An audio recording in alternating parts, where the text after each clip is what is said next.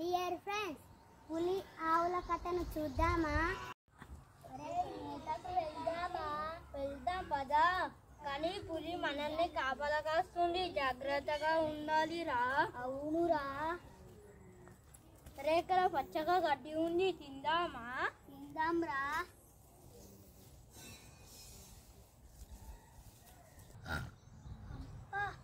ఆవులు ఎప్పుడు కలిసిమెలిసి ఉంటాయి. ఒక్క ఆవు దొరికితే వేటాడి తింటాను. నాకు నచ్చలేవురా, నువ్వంటే నాకు కోపం రా. అరే నువ్వు అన్నదే నాకు కావాలా అంటున్నావురా, నాకు కోపం లేస్తుందిరా. అరే నువ్వు గట్లంటావు.